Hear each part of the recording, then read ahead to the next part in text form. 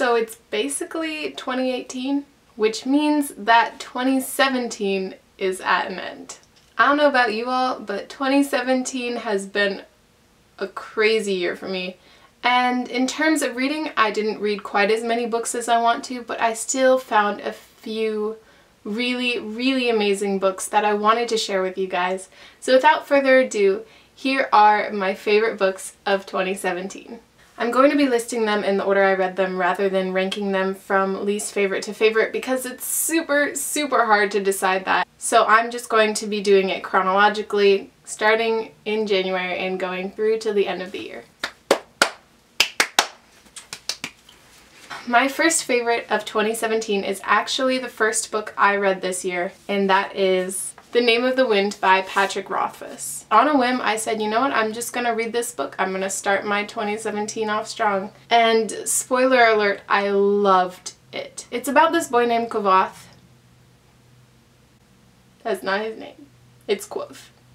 It's about this boy named Kvothe, and we follow him beginning as a young boy, growing up, going through this magical academy boarding school thing, and just his life, which to me sounded boring, but this was amazing. It was so intelligently done. I was never bored, literally never. There were so many moments when I just had to stop and I was like, that was beautiful. It was such a lovely book, and although it is 650 pages, I read it over like 3 days, and I am so happy I read this book. Next is a book that I actually read as an ARC on my Kindle, so I don't have a copy, although I would love a copy, obviously, since it's one of my favorite books of the year, and that is We Are Okay by Nina LaCour. It's about a girl whose grandfather has just died, and she was super close to him. She's trying to deal with the grief of losing him, but not doing a very good job of it. Her long-lost best friend decides to come and visit her, and the book kind of chronicles her dealing with her grief, trying to push past it. But rather than be a story, it felt more like a painting or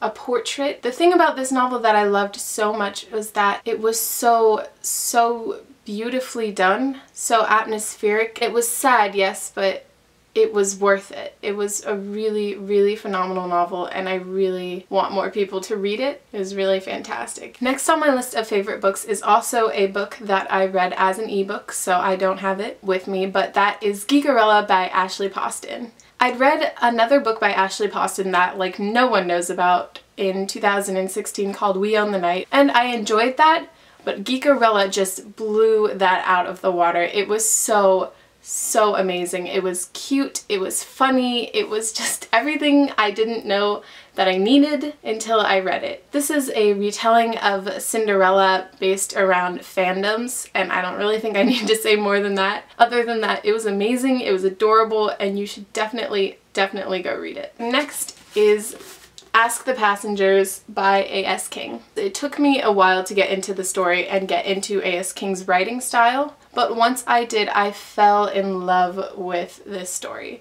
It's about Astrid, a girl who is trying to come to terms with her sexuality, and she tries to deal with her feelings by sending her thoughts and her love towards people who fly over her backyard in airplanes. Reading from Astrid's point of view was just so real and so honest, and I think this book is worth the read for literally anyone who wants to read it. Just give it a chance, you guys. It gets better after like the first half, and it's a really important book. Next on my list is The Upside of Unrequited by Becky Albertelli. It centers around Molly, a girl who's had tons and tons of crushes but has never actually had a boyfriend or any kind of relationship. And the book is about her finally connecting with someone in a not so unrequited way. But it's also about her and her sister and her family. There's so much wonderful diversity. I believe our main character is Black and she has 2 moms, and her sister is gay, and there's just so much lovely representation going on. I highly recommend this book. Definitely a 5 out of 5 stars.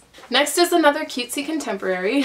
Could you tell what I was loving this summer? Okay, and that is Queens of Geek by Jen Wild. This book centers around a group of friends from Australia who decide to attend a con called SuperCon, kind of like Comic-Con. The best part of this story was definitely the characters. There's also some amazing representation in this one. Taylor is one of the main characters. She has anxiety, and there's a lot of her dealing with that. There's some bisexual representation. I flew through this one. It was super fast, super easy to read. Really loved it. And if you're looking for a book about friendship and love and a little bit of out of the ordinary flair, like not just your typical high school setting, you know, this is definitely something that you should pick up.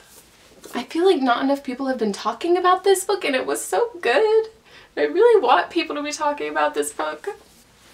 Okay, why am I so clumsy? Next is Crooked Kingdom by Leigh Bardugo. That's really embarrassing. I almost forgot her name.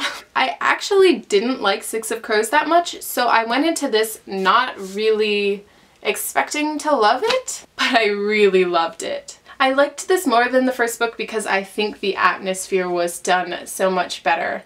I still hate Mateus? I don't know. But Inej and Kaz really got me going. This was just such a unexpectedly fantastic book, you guys. The characters are well defined, there's diversity, it's amazing. Please read it. Thank you. Okay, we're like low-key almost there, okay.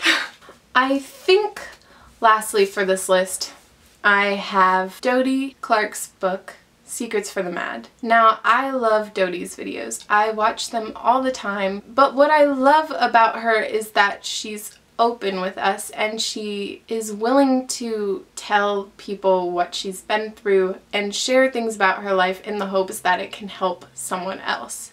This was just a little memoir that she wrote about herself. It's really cute, it's really short, but it was just so honest and really well written, actually. It just made me love Dodie even more. I highly recommend watching Dodie's videos, becoming obsessed with her, and then reading this book if you haven't. I really loved this one. Oh, okay. Picking up all the books. Okay. Alrighty, guys. Okay. Bad idea. I'll do the outro without holding the books. Alrighty guys, those were my favorite books of 2017. Here's to a lovely new reading year in 2018. I'm hoping to read a lot of books, and I've been doing well over the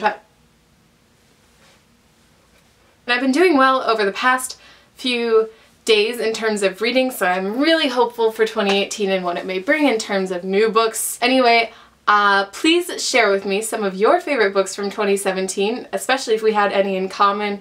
Let me know that you also loved books this year. And thank you guys so much for watching. I'll see you again probably with a bullet journal video this time. So until 2018, until my next video, thank you guys so much for watching, and I will see you next time. Bye!